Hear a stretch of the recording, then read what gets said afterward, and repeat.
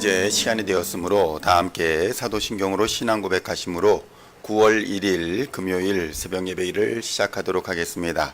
다 함께 사도신경으로 신앙 고백하시겠습니다.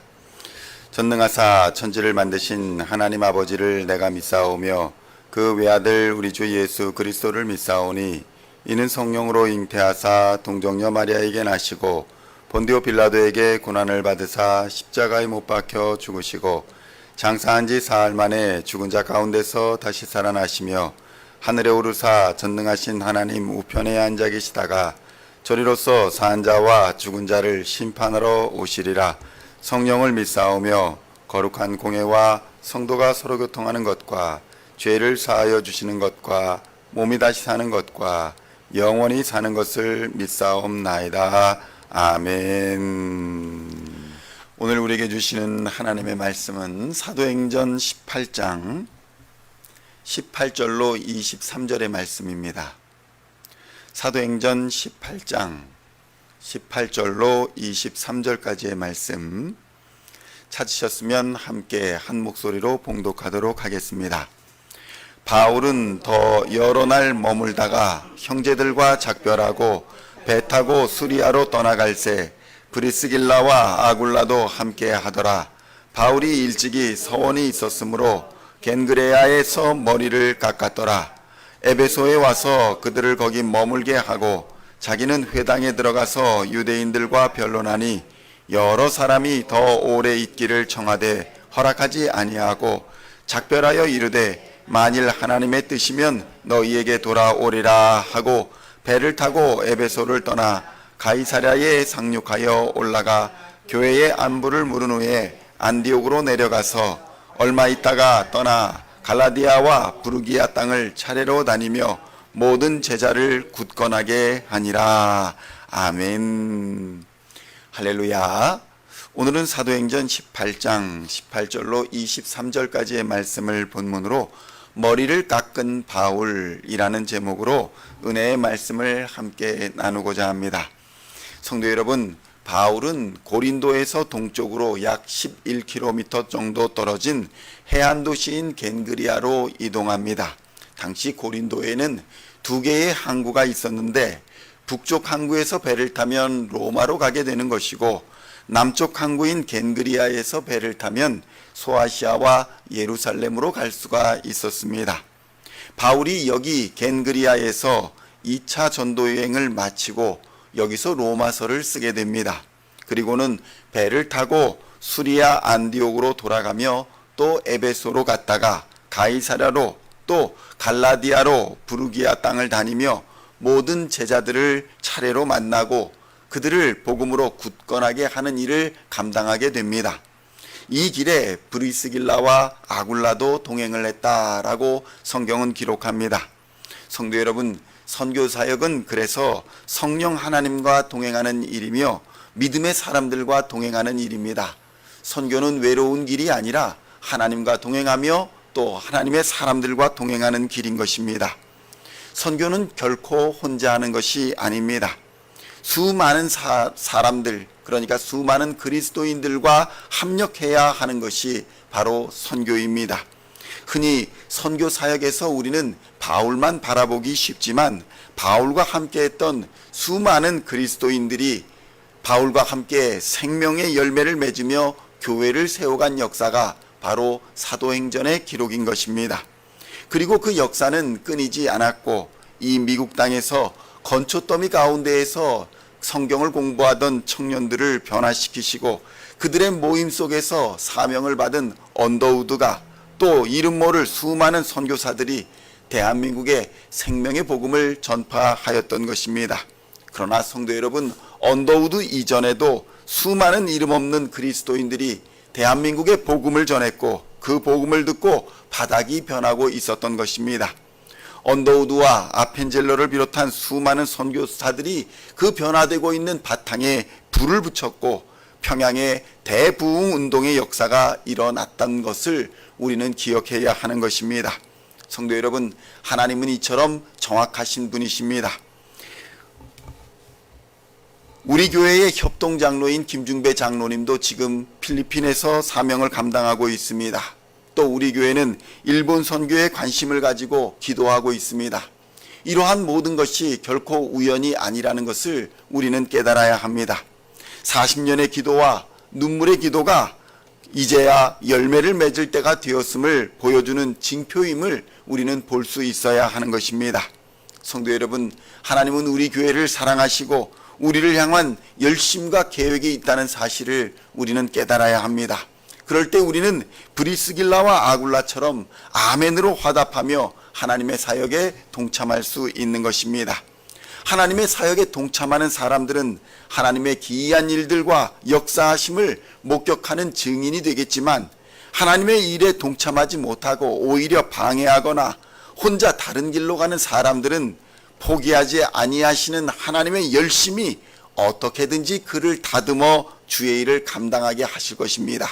그러니까 매를 맞고 돌아오든지 권면을 당하여 돌아오든지 하는 역사가 하나님의 뜻에 반드시 포함되어 있다는 것입니다. 하나님은 포기하지 않으시는 분이십니다. 하나님은 그의 장중에 붙들으신 하나님의 사람들을 끝까지 데리고 가시는 분이십니다.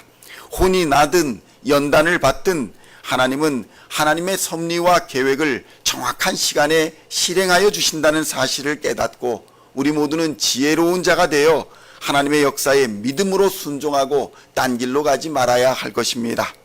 오늘 본문에서는 바울이 겐그리아에서 머리를 깎았다라는 기록이 등장합니다. 18절의 말씀 함께 봉독하겠습니다. 바울은 더 여러 날 머물다가 형제들과 작별하고 배 타고 수리아로 떠나갈새 브리스길라와 아굴라도 함께 하더라.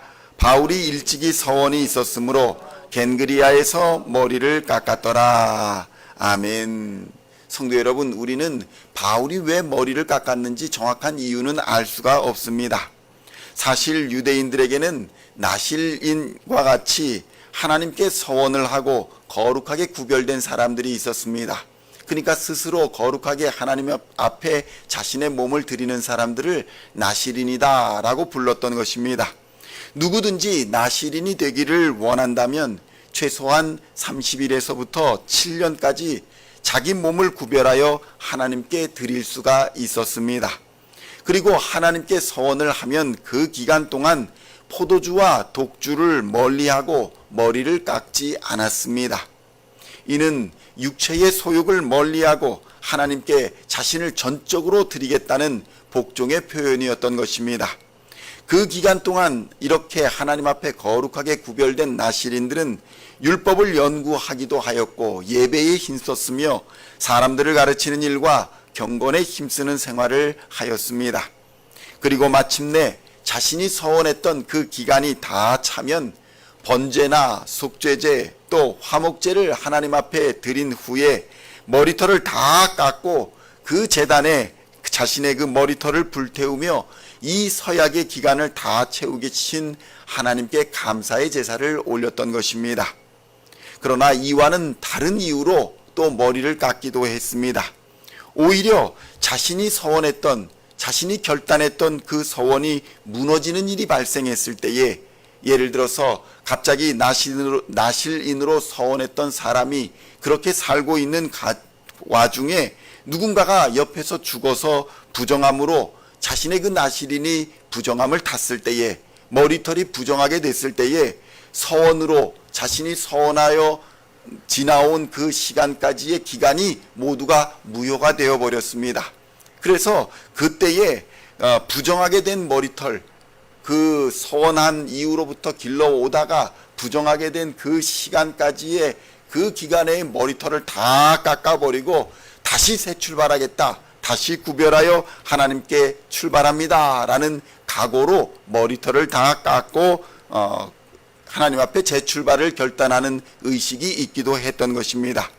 그렇다면 바울은 과연 어떠한 의미로 머리를 깎은 것일까요?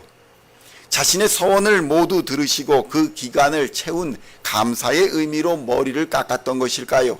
아니면 부정한 이방인들과 전도를 하면서 수많은 이방인들을 만나고 부정한 자신의 삶을 보면서 부정하게 된 머리털을 다 깎아버리고 이제 하나님 앞에 서원의 새로운 재출발의 의미로 머리를 다 깎아버렸던 것일까요?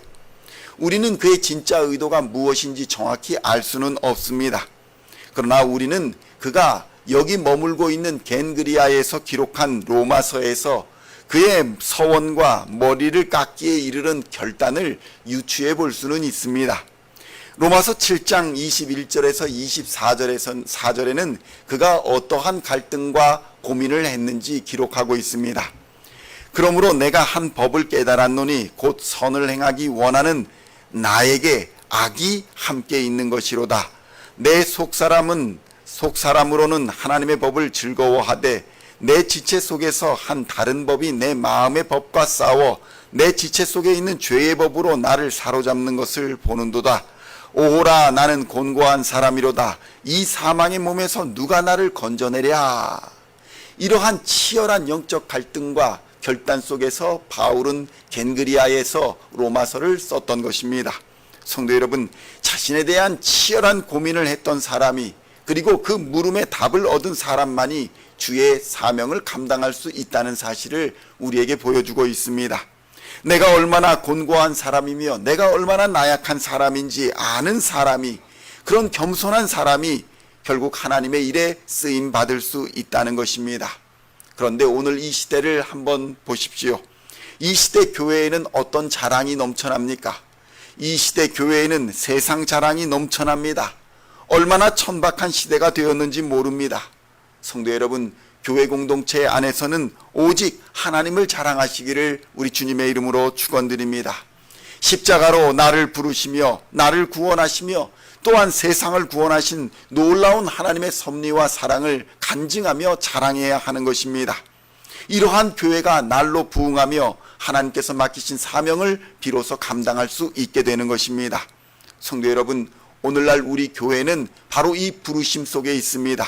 이 부르심 한가운데 있는 것입니다. 누가 일어나 그 사명을 감당할 수 있겠습니까?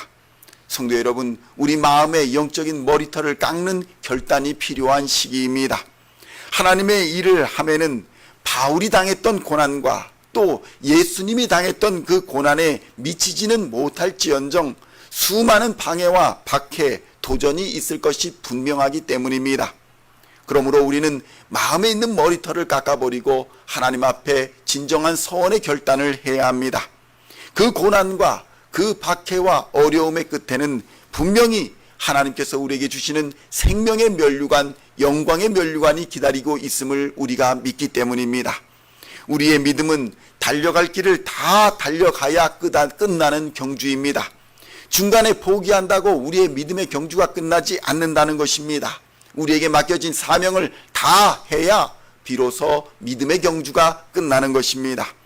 그러므로 우리는 마음을 새롭게 하여 바울과 같이 믿음의 결단을 해야 합니다.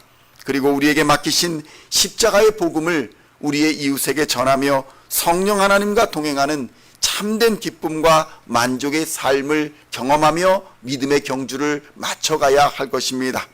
이러한 새로운 삶의 결단이 있으시는 우리 시온의 성도님들 다 되시기를 우리 주님의 이름으로 간절히 축원드립니다.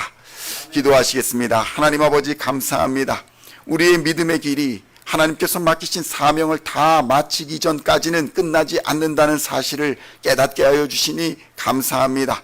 하나님, 믿음의 사명 다 감당할 수 있도록 하늘의 능력을 부어주시고 그 사명을 감당함에 순종함으로 하나님 열심을 다하여 헌신할 수 있도록 주님 역사하여 주시옵소서. 우리의 남은 때가 젊으나 나이가 들었으나 하나님이 부르시기 전까지, 우리의 사명이 마치기 전까지는 끝나지 않는다는 사실을 기억하고 이 천박한 시대에, 이 어둠의 시대에 빛과 소금의 사명을 감당할 수 있도록 주님 역사하여 주시옵소서. 하나님 앞에 온전히 쓰임받을 수 있도록 우리 마음에 있는 머리털을 다 깎아버리고 하나님 앞에 결단하는 하나님의 사람들 다 되게 하여 주시옵소서. 그럴 때에 성령 하나님께서 우리에게 역사하시는 기이한 일들을 목도하며 하나님과 동행하는 참된 기쁨의 삶, 참된 만족의 삶을 누리게 될 줄로 믿습니다. 주님 다시 오시는 그날에 잘했다, 충성된 종아, 칭찬받는 하나님의 사람들 다 될 수 있도록 주님 역사하여 주시옵시고 주의 일에 사용받고 쓰임받는 하나님의 사람들 다 되게 하여 주시옵소서. 감사를 드리옵고 우리를 구원하신 우리 구주 예수 그리스도의 이름으로 간절히 기도하옵나이다. 아멘.